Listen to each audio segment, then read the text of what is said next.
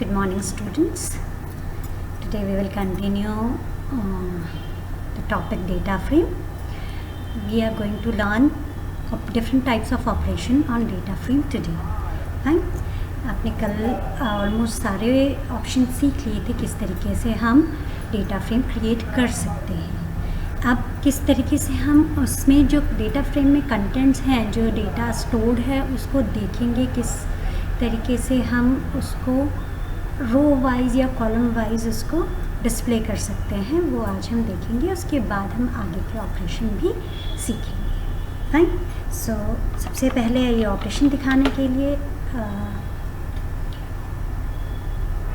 मैं प्रोग्राम बना रही हूँ।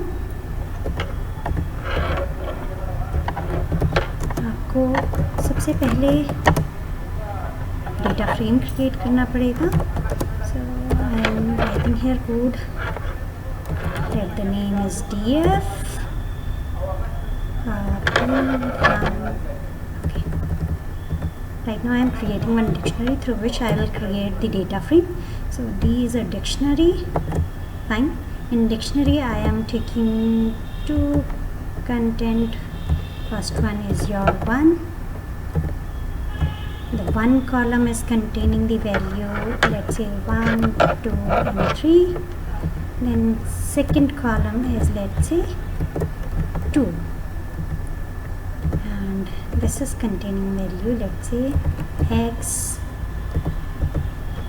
y and z. Fine, students. Now I am creating a data frame df p1 dot data frame. The data frame is d1 and index I am giving here as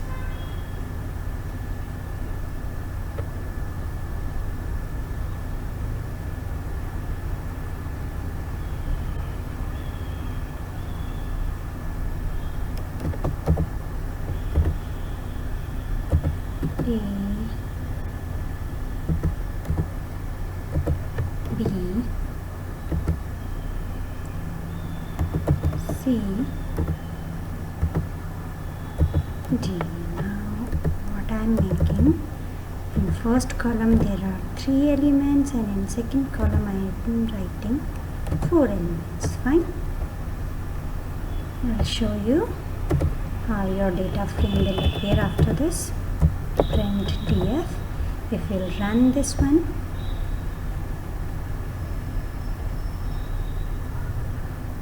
okay, I'm sticking, I have put comma over there. Again I'll run the code. Now your data frame will appear in front of you, having your 2 columns. First one column is 1 and second column is 2.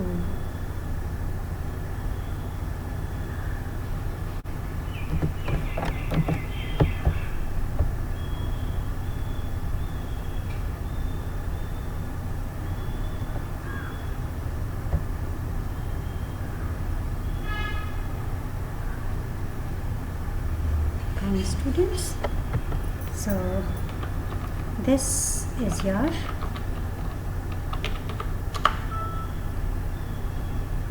data frame. Now what I am doing, I don't want to see the complete data frame, but in place of that I want to see a part of this.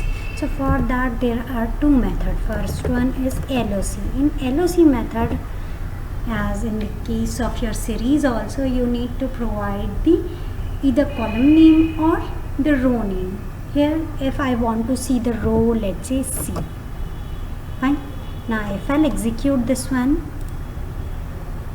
this will display the row C. In row C, in column 1 the data element is 3 and in column 2 the data element is Z. Now I want to display the particular column, you need not to put it like this, you need to write directly O N LOL1. Fine. Now this will not give an error. This will display you the column number 1, that is value 1 2 3 4. So for column you need to write directly the value, and for row you need to put LOC method. So here you can write A. If you write A, it will display you first row having 1 at 1 and X at 2. Yes. Now if you want to see more than one column, you can specify the starting limit and ending limit as in case of your slicing. Fine. This is the way you can specify A and B both row. Now if you want to, if you will write here C, then A, B, C all three will appear. Fine. So ये तरीका है आपका through column name आपकी data को access करने का। अब आप कॉलम नंबर से भी उसको एक्सेस कर सकते हैं। For that you need to put I before your LOC, and here in case of your index name you can write index number. For example index number 1. This will display you the second row. The index 0 will give you the first row. Okay. So 1 2 3 4 you can specify. Same way you can slice it 0 till 2. Fine. 0 and 1. Fine students. So ये तरीका है जिस तरीके से आप different रोज को access कर सकते हैं. कॉलम मैंने बताया आपको डायरेक्ट लिखना है, लाइक DF. यहाँ पे आप लिखेंगे 1 एंड यहाँ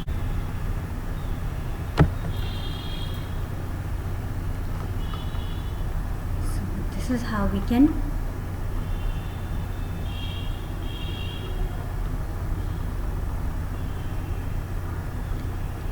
अब हम सीखेंगे कि अगर आपको कोई रो ऐड करनी है, कॉलम ऐड करना हमने पहले सीख लिया था.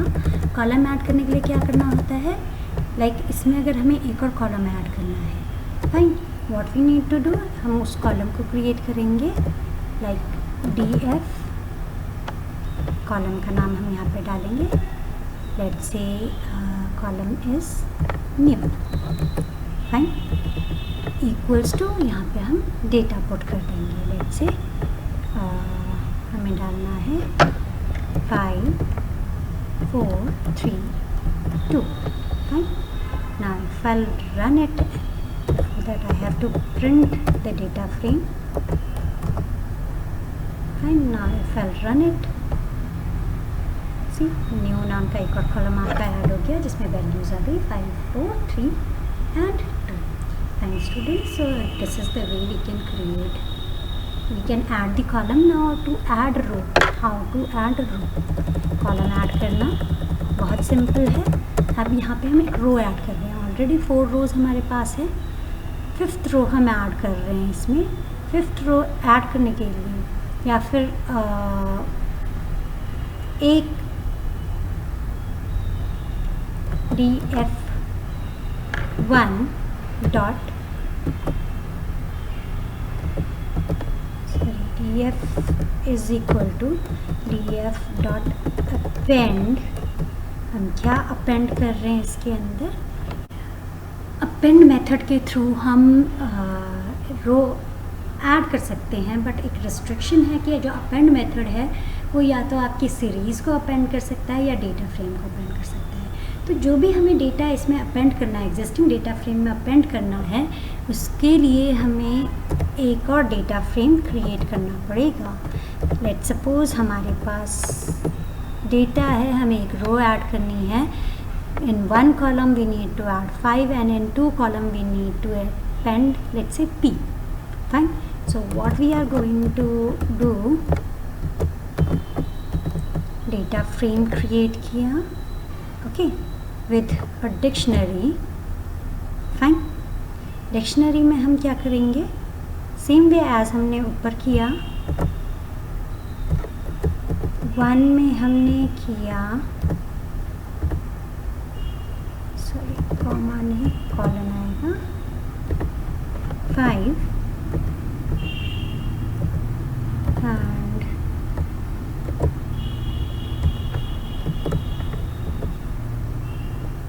D2 में हमने लिखा P, fine, with index is equal to, let say index हम दे देते हैं, ABCD ऑलरेडी हमारे पास है, इंडेक्स हमने दिया E, fine.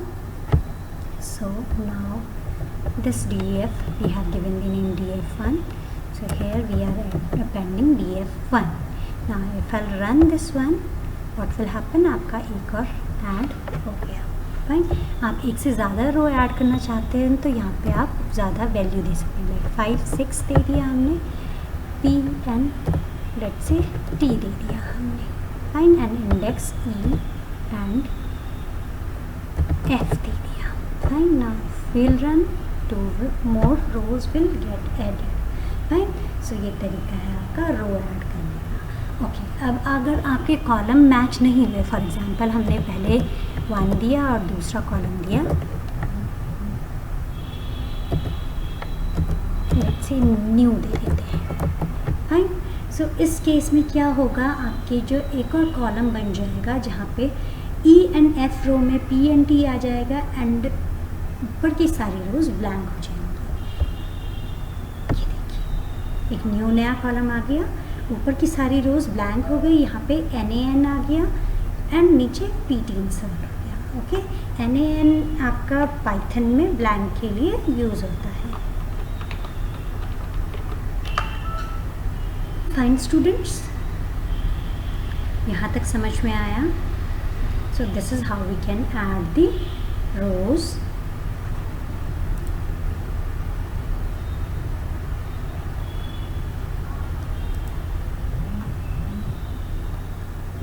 in your data frame. Okay, अब अगर हमें रो डिलीट करनी है तो कैसे करेंगे? इसके लिए आपको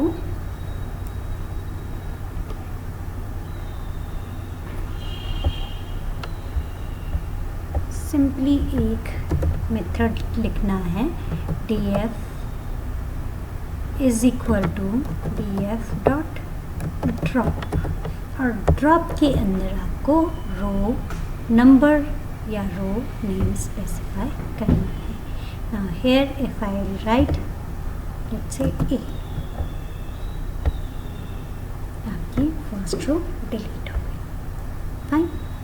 सो इस तरीके से आप रो डिलीट कर सकते हैं.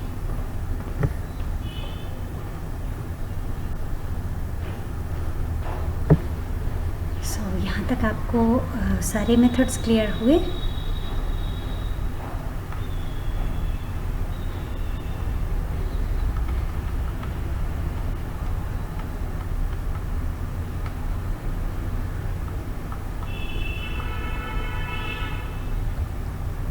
कुछ और मेथड्स मैं आपको बताती हूँ.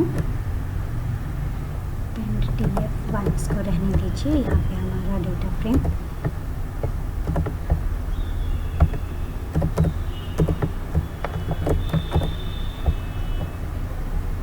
ये है, फाइन. अब इसके बाद अगर हम कुछ चीज़ें, लाइक फर्स्ट आपका मेथड एक और आता है हेड. हेड से क्या होता है आपका,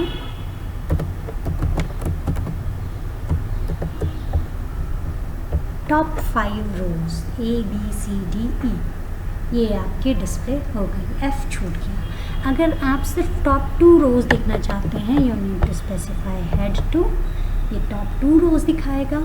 अगर आपको शुरू की 3 रोज देखनी है, so you can see like this. Same way एक और मेथड आता है आपका टेल.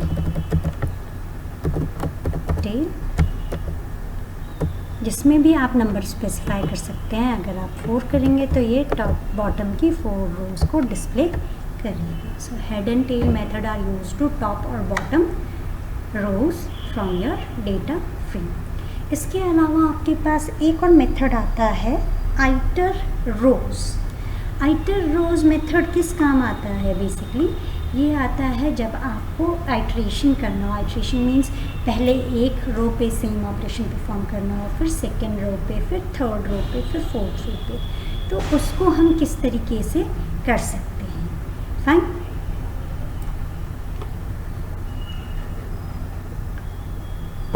मैं थोड़ा सा इस प्रोग्राम को मॉडिफाई कर रही हूँ बिकॉज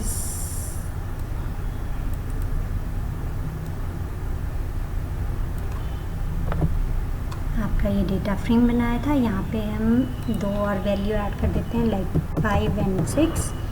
सेम वे यहाँ पे हम 2 वैल्यू ऐड कर देते हैं, A, B and C। And यहाँ पे भी हम इंडेक्स और ऐड कर देते हैं, E and F। Fine. Okay students, आप क्या कर रहे हैं, हमें क्या करना है, आइट्रेशन करना है। आइट्रेशन के लिए आप लूप यूज़ करते हैं, for loop we are using here. So for loop जो आपका आइटर रोज़ है वो 2 चीज़ें रिटर्न करता है, एक इंडेक्स रिटर्न करता है और एक बाकी सारी डेटा उस रो में जो होते हैं उनको रिटर्न करता है।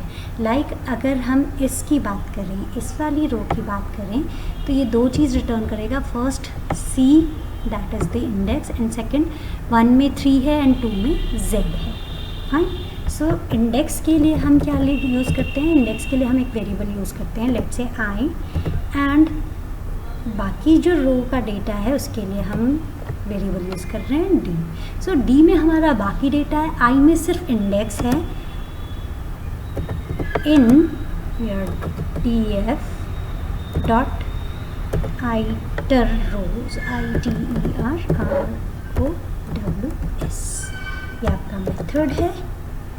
ये क्या करेगा, आइटर रोज़ आपके डेटा फ्रेम से फर्स्ट टाइम जब ये एग्जीक्यूट होगा, क्योंकि फॉर लूप आपका बार बार एग्जीक्यूट होता है, तो फर्स्ट टाइम जब एग्जीक्यूट होगा तो ये आपके डेटा फ्रेम के फर्स्ट कॉलम, फर्स्ट रो क्या है आपकी, उसकी A is in index 1 and X in your column 1 and 2. Fine. So now अब अगर हमें डिस्प्ले करना है प्रिंट, अगर हमें इंडेक्स प्रिंट करना है तो हम डायरेक्ट I प्रिंट कर सकते हैं। फाइन। बट अगर हमें साथ में आपका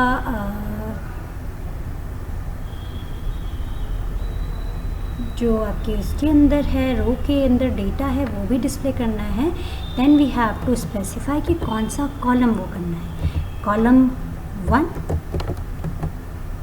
फाइन। सो अगर हम इसको रन करेंगे तो क्या होगा, आपके इंडेक्स और कॉलम 1 प्रिंट हो गया। लाइक अगर हमें सिर्फ 2 प्रिंट करना है, so we need to write here 2, so ये 2 प्रिंट हो गया। अगर हम D प्रिंट करते हैं तो क्या होगा, ये इस तरीके से देगा। फाइन। इंडेक्स आपका A आ गया, 1 में 1 है, 2 में X है, नेम A आ गया, डेटा टाइप ऑब्जेक्ट आ गया। D क्योंकि एक ऑब्जेक्ट है जिसमें 2 चीज़ें स्टोर है, 1 में 1 एंड X 2 में X। So we need to specify कि हमें क्या डिस्प्ले करना है। अगर हमें दोनों डिस्प्ले करने हैं तो हम क्या करेंगे, यहाँ पे 1 लिखेंगे and after that D 2। Fine. अगर हम इस तरीके से रन करते हैं तो हमारे पास ये डेटा आ जाएगा। फाइन। सो इस तरीके से हम आइटर रोज़ के थ्रू रिपीट कर सकते हैं। इससे क्या फ़ायदा है, अगर हमें कोई ऑपरेशन परफॉर्म करना है, फॉर एग्ज़ाम्पल हमें जो आपका B1 है इसमें ऐड करना है 5। ओके, will happen, A में ये हो गया, 1 पे 1 था, सो 1 + 5 6, 2 + 5 7। सो इस तरीके से हम ऑपरेशन परफॉर्म कर सकते हैं आपकी रोज़ के ऊपर, सेम ऑपरेशन परफॉर्म कर सकते हैं डिफरेंट रोज़ के ऊपर। So this is how we can iterate through the rows. Okay, now head and tail method आपको क्लियर हो गया, LOC आपको क्लियर हो गया। So that's all for today's session. Thank you and have a nice day.